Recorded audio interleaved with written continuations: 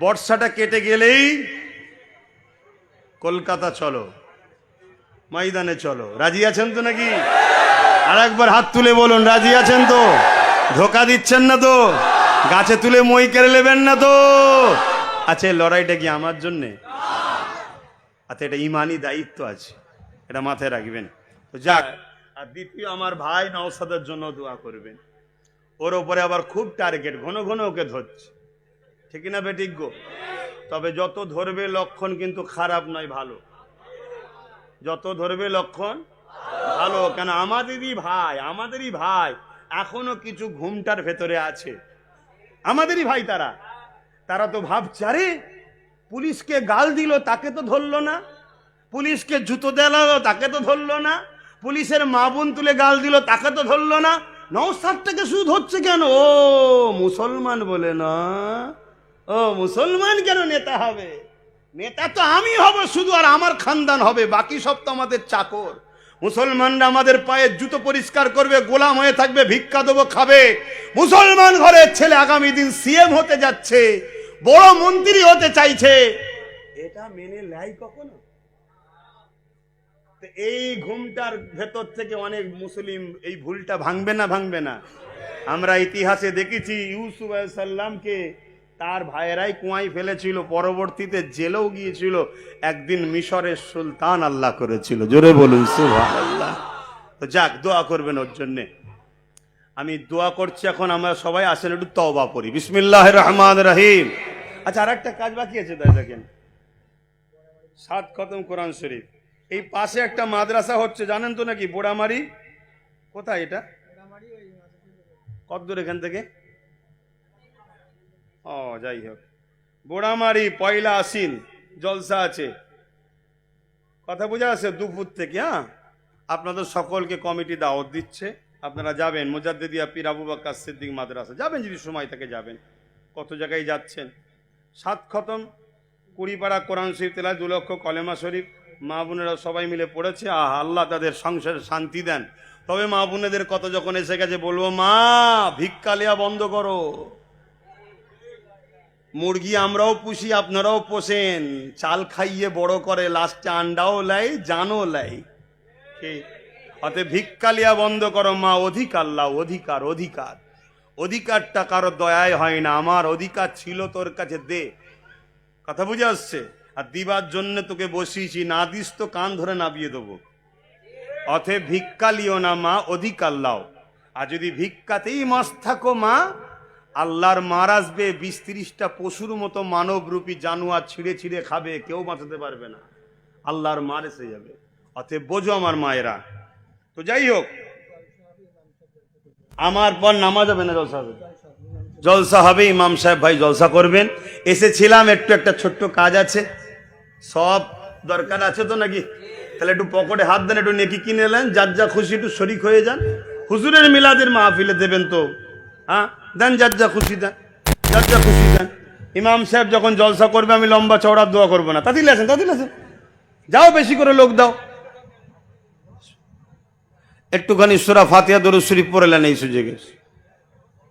আমার এই লাস্টে 5 থেকে 7 মিনিটের কথা কষ্ট হলো নাকি কারো? আরে আমি আমার মসজিদের জন্য বলবো না, আমি আর মাসার জন্য বলবো না? যে মসজিদকে মিটাতে যাচ্ছে সেও দুশ্মন, আর যে আমাকে বলতে দিচ্ছে না সে বন্ধু নাকি? হ্যাঁ, কথা মাথায় ঢুকছে তো নাকি? না ঢোকে না এখনো? যদি না ঢোকে, আল্লাহ কবরে যখন শুয়াবে বুঝিয়ে দেবে। অতএব বোঝো। আর মনে রাখবেন, আমি আবার একবার বলছি, আমাদের মধ্যে ক্ষতি হয়েছে আমার কওমের গাদ্দারগুলোর জন্য। সব থেকে বেশি আমাদের ক্ষতি হয় এই গাদ্দারগুলোকে চেনো। ওরা কোনো ধর্মীয় ভেদাভেদ, যার যার কাছে পছন্দ তার কাছে। কিন্তু দুঃখের বিষয়, স্বাধীনতার ৭৯তম হয়ে যাওয়ার পর আজ আমরা দেখতে লেগেছি, আমার দেশের কেন্দ্রে একটা সরকার বসেছে, অপদার্থ, জালিম, সংবিধান বিরোধী বর্বর অত্যাচারী সরকার। কখনো কৃষকদের ঘরে, কখনো আদিবাসী দলিতদের, আবার কখনো মুসলিম সমাজের ইসলামের সম্পদ ওয়াকফ কালা কানুনের নামে আমার মসজিদ, আমার মাদ্রাসা, আমার দ্বীন ইসলামের কবরস্থান পেহচানকে মিটিয়ে দিবার ষড়যন্ত্র করছে। এদের লক্ষ্য ক্ষমতার জোরে ইসলামকে মুছে দেবো, ক্ষমতার জোরে মুসলিমদের পেহচান মসজিদকে রাখবো না, ক্ষমতার জোরে মুসলমানদের পেহচান কবরস্থান হাজার হাজার বছর ধরের প্রমাণ তাকে মুছে দেবো, ক্ষমতার জোরে মাদ্রাসাগুলোকে মিটিয়ে দেবো, ক্ষমতার জোরে মসজিদ ঈদগাহকে মিটিয়ে দেবো।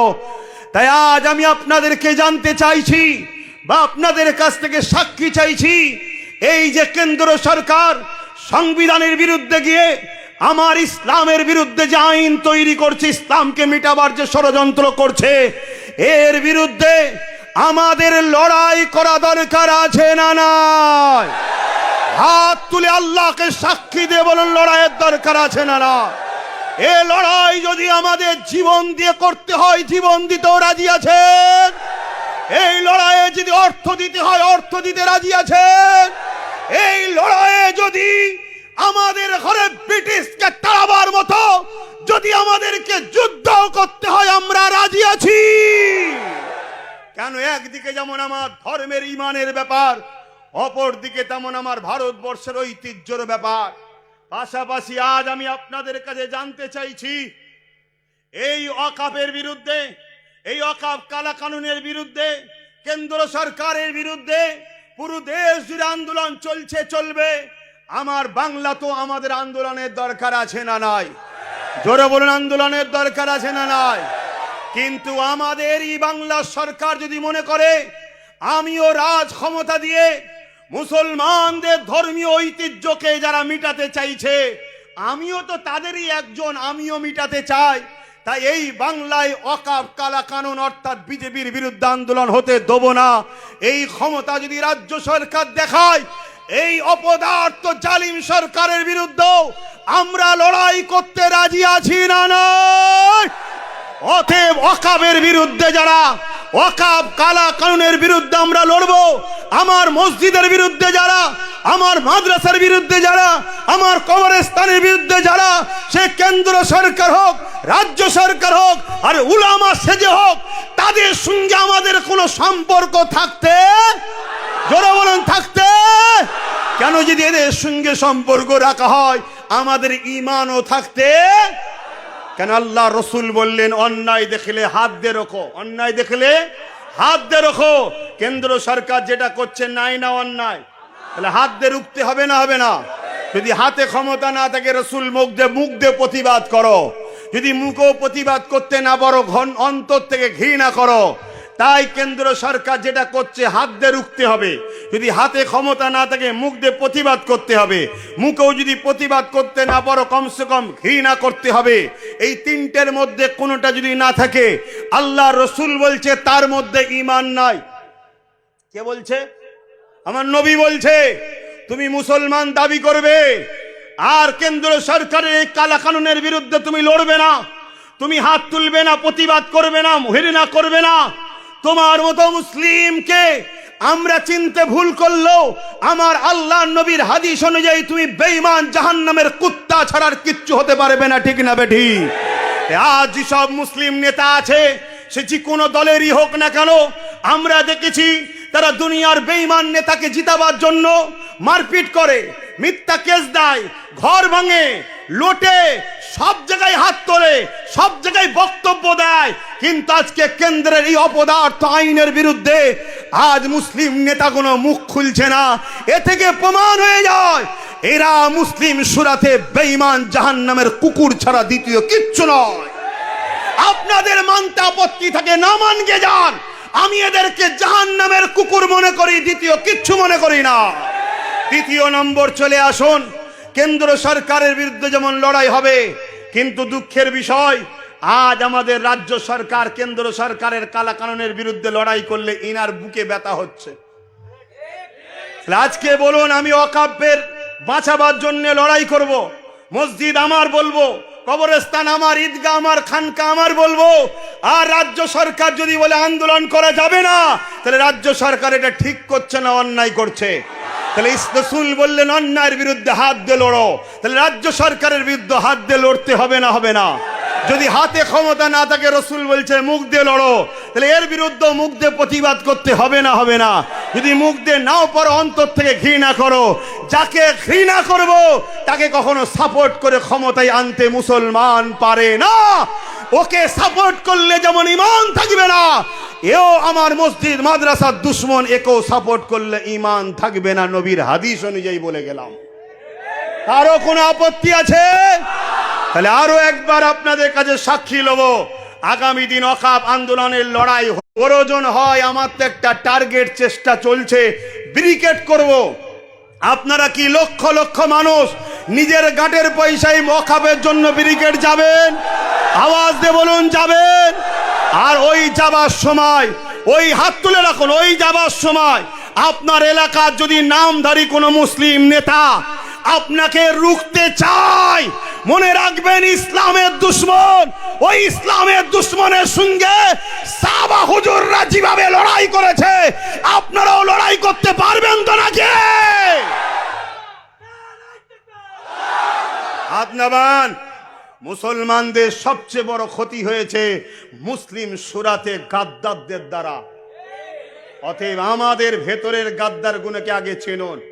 কোটি কোটি টাকার মালিক বেঈমান নেতার পিছনে খরচ করছে যাতে একটা টিকিট দেয়। ও মুসলমান, একবার সুপ্রিম কোর্টে গিয়ে ওয়াকফকে বাঁচাবার জন্য কেস করলো না।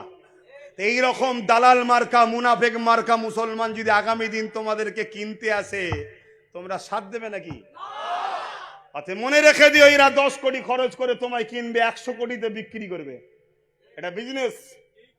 আর যাদের হৃদয়ে তোমাদের উপরে দরদ থাকবে সেই মুসলমান অবশ্যই ওয়াকফকে বাঁচাবার জন্যও দরদ থাকবে।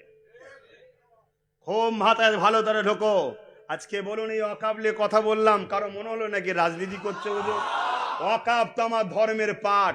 তুই রাজনীতির নামে যদি আমার ধর্মকে মিটাতে যাস, তাহলে আমি ধর্মকে বাঁচাবার জন্য তোর কলজেই হাত দিয়ে দেবো। সোজা সুজি কথা। তোর যদি ক্ষমতা থাকে আমার হাতকে রোক। আর ইনশাল্লাহ তুই যদি মনে করিস আমি দুনিয়ার গদির পাওয়ার দেখাবো, আমি আমার আল্লাহর পাওয়ার নিয়ে বলছি। দেখা যাক তোর বেঈমানের নেতার পাওয়ার কত আর আমার আল্লাহর পাওয়ার কত।